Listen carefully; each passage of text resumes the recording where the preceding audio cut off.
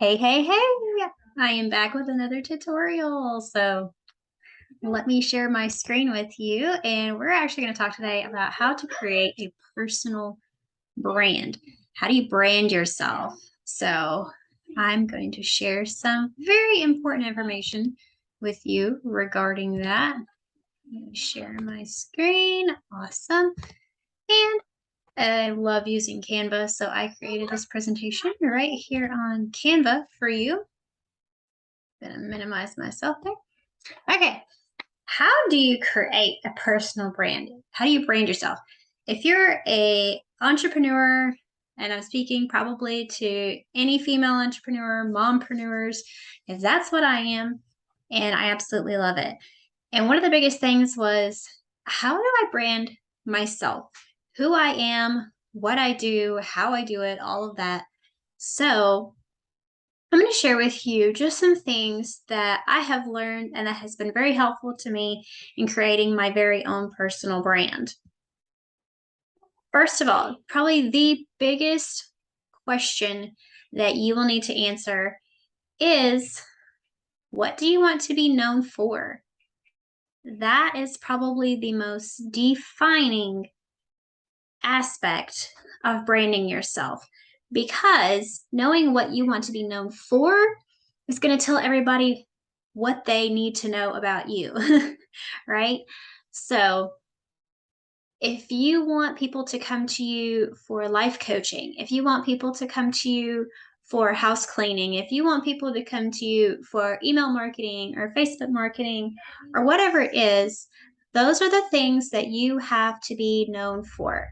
It's got to be something that people can pick up easily, either in conversation with you or on your social media, on your website, wherever it is that they're going to find out about you. If you're networking in groups, if you're sharing your website, if you're sharing your social media, if you're posting videos, whatever it is, it needs to be very understandable, easily understandable, to know what it is that you do. So people will know exactly who to come to when they need something specific. So it really helps when if you've ever heard about finding your niche, that's kind of what this is. What is that really definitive thing you want to be known for? As for myself, mine is, minimalist branding. I feel like it's something that is it's out there. People do it. I mean, everything has to have a brand. If you're in any type of marketing or business, you're creating a brand, whether it's a product selling company or an individual life coach. You're building your own brand. I put a minimalist spin on that because getting very basic, very simple can be also very profound and super effective. So that's why I specifically choose to be known for minimalist branding, minimalism and simplicity. No overwhelm, less stress, all of that. So, know what you want to be known for. Next, what do you help others do or achieve? What are the things that you bring to the table that you can help others do or achieve? If you're a virtual assistant, are you helping people with their accounting? Are you helping them make calls for their business? Are you helping them manage their email list? Are you helping them with data entry? What is it that you do to help others? What do you help them do and accomplish? Know exactly what it is that you're offering as your service. Not just, in vague terms, but in real specific terms. If you want to help coaches manage a weekly email newsletter, you're saving them time from having to put together all the content and create it, and even that time to schedule it. So, what you do there is you save somebody that time from their work day, their work week, by helping them achieve recurring email newsletters to all of their followers. So think about, what is it that you help others do or achieve? What is that service you're giving to them, and what is that helping them to accomplish? Next, the question to ask yourself when branding yourself, what unique traits and skills that you have, how do they help your clients? Okay, what unique traits and skills help your clients? What do you bring to the table that may be different from somebody else? Do you have 5 or 10 years of background in bookkeeping and accounting for a public business somewhere? And maybe you're ready to take that to working from home so you can be home with your kids. You have those skills from your previous job experience that you are bringing to this online space for somebody who may be doing an online company and looking for a remote uh, virtual assistant or a remote accountant, whatever it is.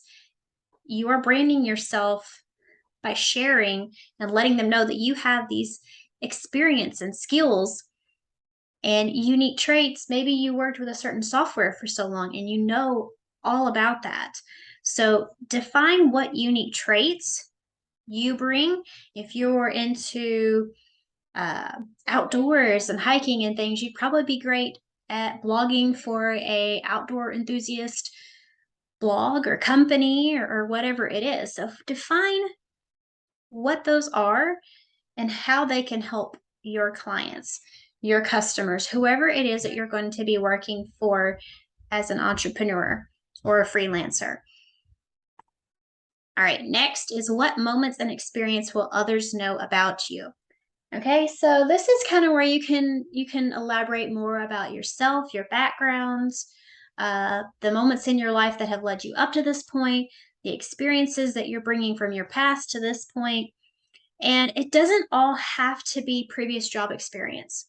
It can be, well, over the last 3 years, I've read 100 books on personal development and personal growth, or I've read through multiple textbooks on this computer software or whatever it is.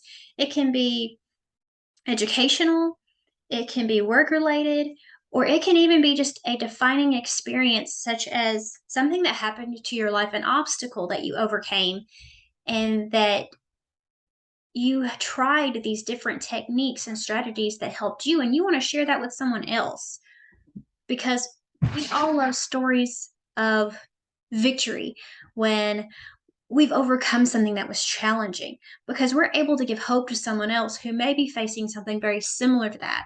We can give them hope. We can give them knowledge of what we went through, the struggles we faced, and how we can utilize the things that helped us the most, the habits, the tips, the strategies, the little bitty details that are defining moments and experiences that we can share with others. So we may want to let them know what those are so they can learn more about us and see how we can help them, especially if you're like a life coach, a health coach, um, even if you're in a health and wellness or fitness industry or anything. There's a broad range of ways that you could use that.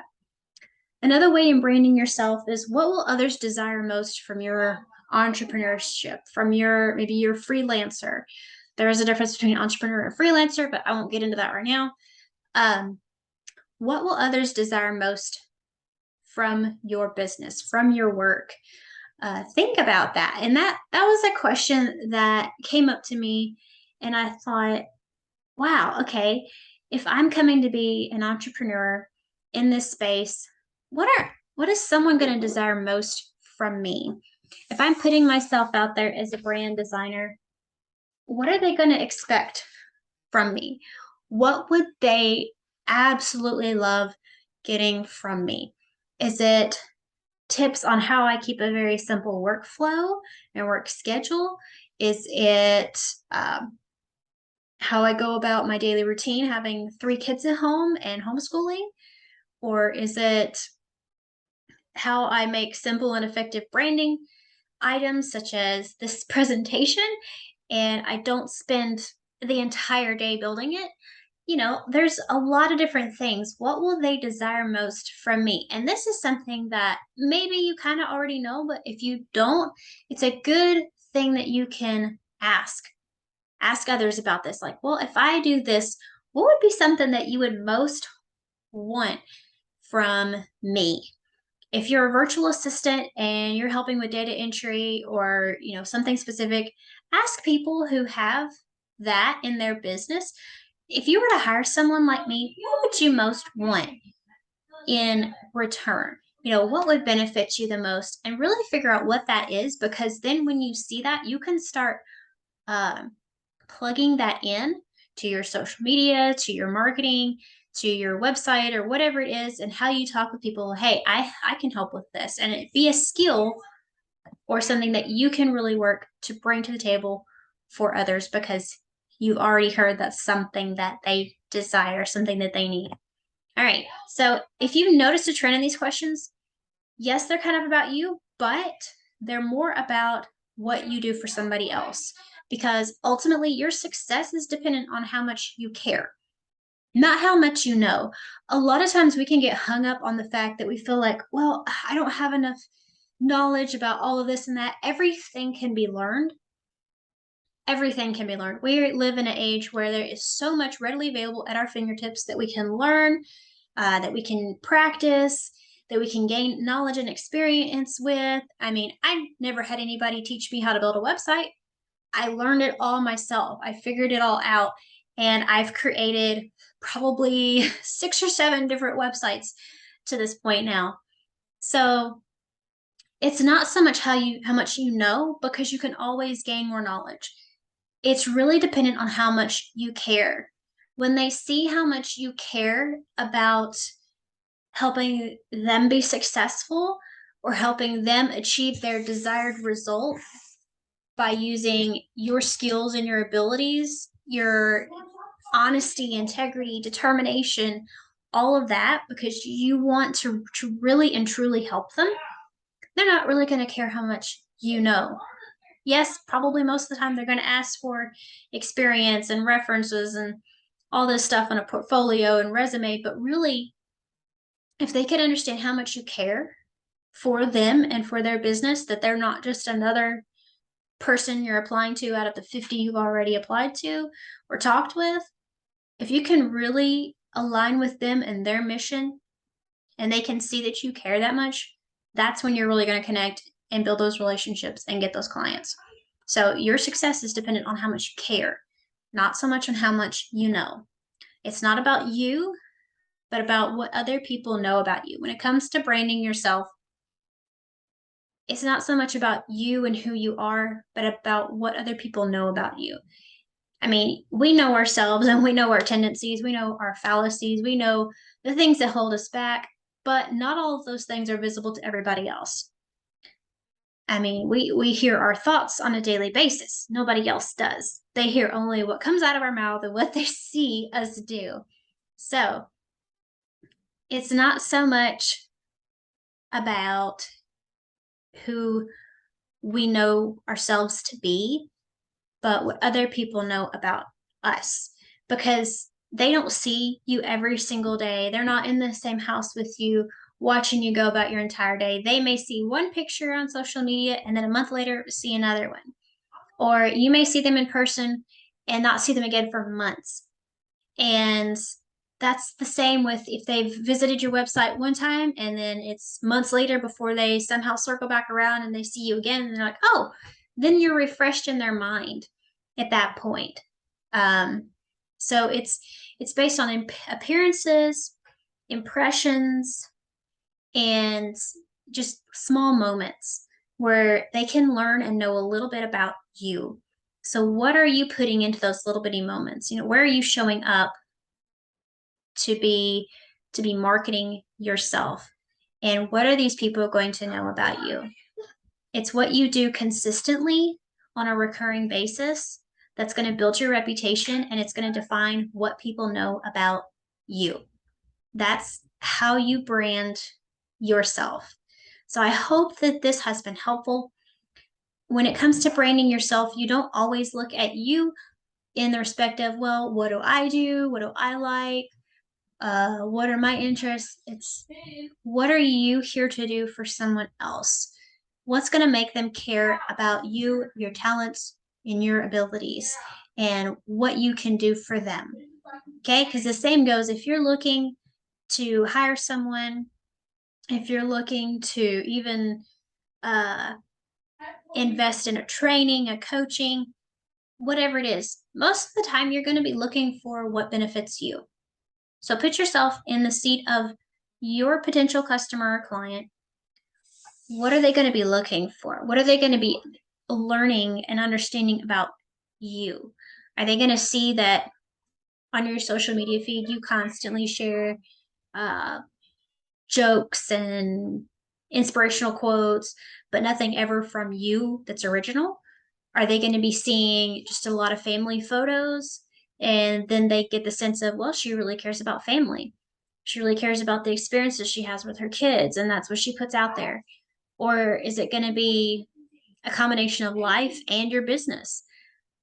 You know, you may put things out there that are tips and informational bits and uh, just things about what you can do and how you can help somebody else so that they get to know about those things instead of just, oh, hey, you can do coaching with me or you can buy this product from me. Then they're always going to be left with the question, well, why do I want to buy that from you? Okay. They want to know about you enough that they will be willing to talk with you further, or they see that you're an amazing coach because you're sharing so many things that they see are beneficial, or that you're using this product and uh, talking it up and sharing about it, and they see that you have passion for something.